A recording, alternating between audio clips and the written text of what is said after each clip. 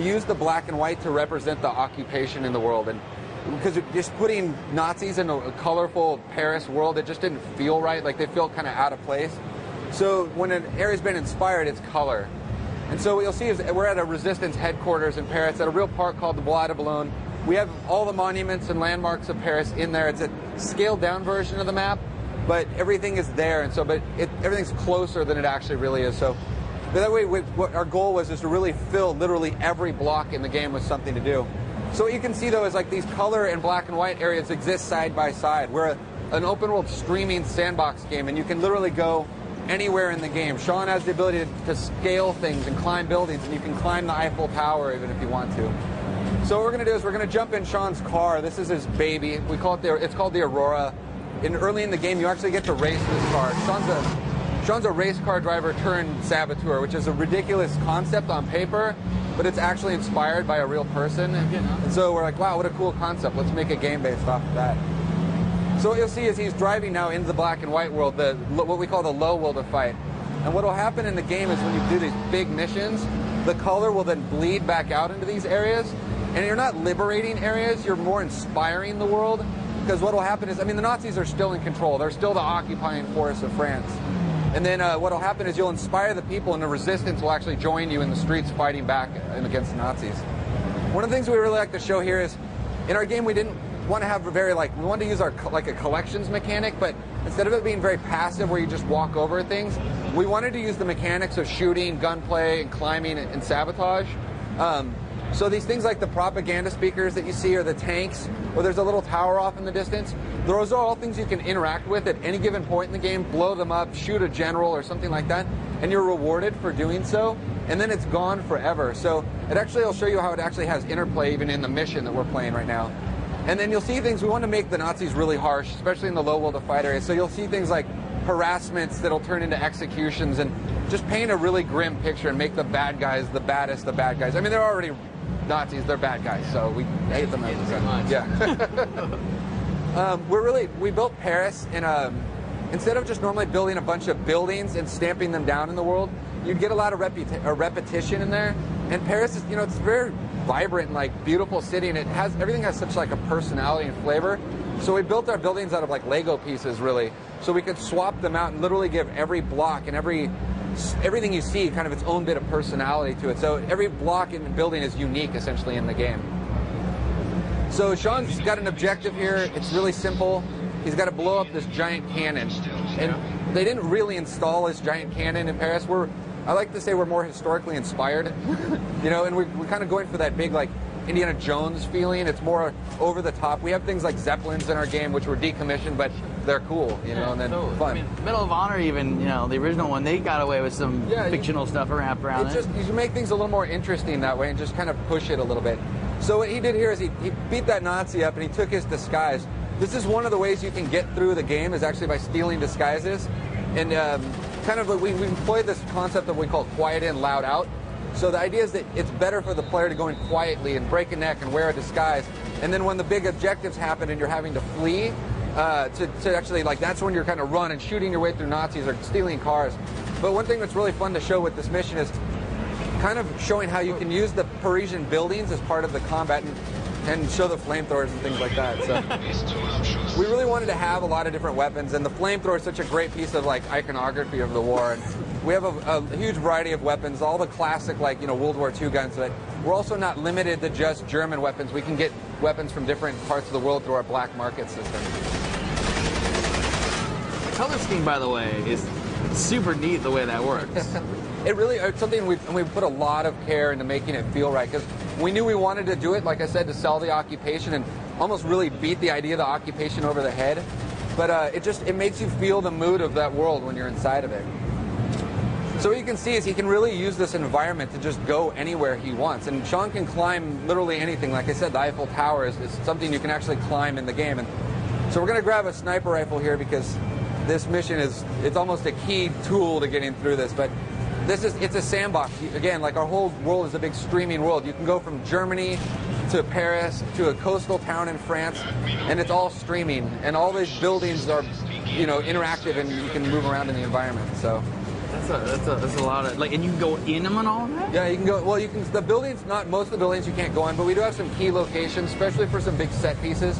One of the things we really want to have is a bunch of set piece events in the game and do big over-the-top action events.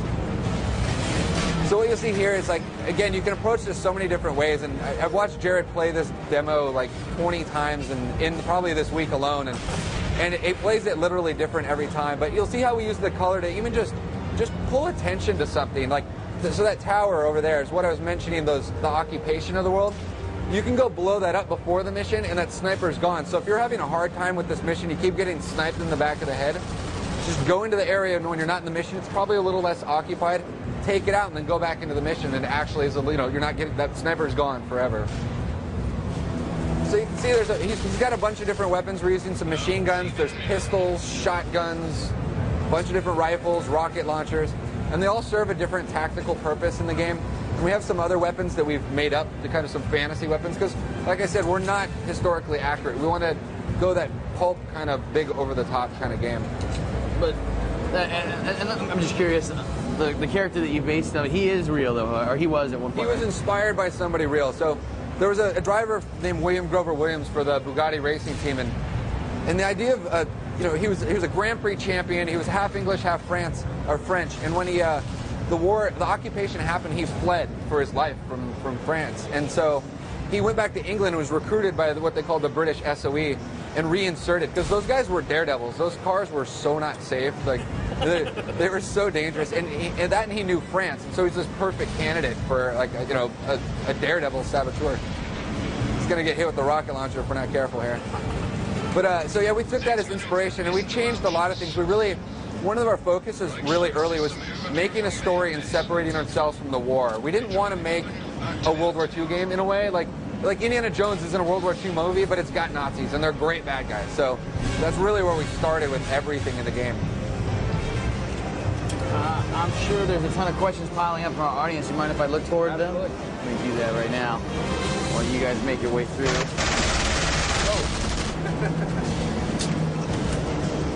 One of the things you can see that we're really happy with is we wanted to make the Nazis dangerous, and so to make the player fear them and have really heavy combat situations.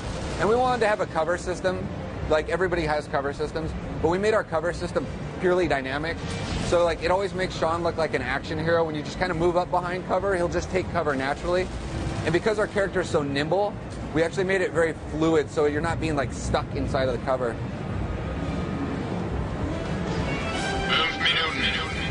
Hydraulic system auf Maximalkapazität. Ricardo Peterson at Goodyear, Arizona wants to know the weapon set you have in there. We've seen the sniper rifle, we've seen grease gun. What else you guys got in there? So, like, there's pistols, there's machine guns, there's rifles, sniper rifles, shotguns. They weren't commonly used in the war, but we definitely wanted them because they're a great piece of combat. The rocket launchers, which actually we'll probably grab one at the end of this demo. There's also different types of sabotage weapons, a couple different types. You'll see one of them right here, which is a fictional, like, remote detonation device. Yeah. We wanted that, like, classic plunger kind of fantasy, but the reality is they had to lay wires, and it was really boring. It'd be such a tedious mechanic.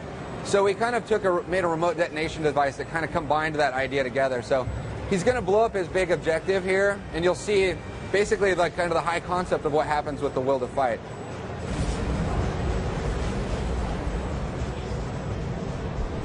Nice. And so now you'll see the color will then bleed back out into the world. And so what'll happen is the people will start returning to almost like their pre-war lives, and they'll be out on the streets more. The farmers markets will be open, and like I said, the real key to that becomes the resistance. And so you drag Nazis into those areas, have shootouts. The resistance will start popping out and fighting alongside you. Now, my question is, that just seems like. It seems like awesome. Like, what happens now in this area now that you've completed that mission? You say that as people come out, what do I get any kind of mission types out of that area anymore, or is that done? So no, there's still one of the things that'll happen is still some of the things still exist, like the towers and stuff that I was talking about. Like, there's one over on your right. Oh, actually, here's something we always like to do.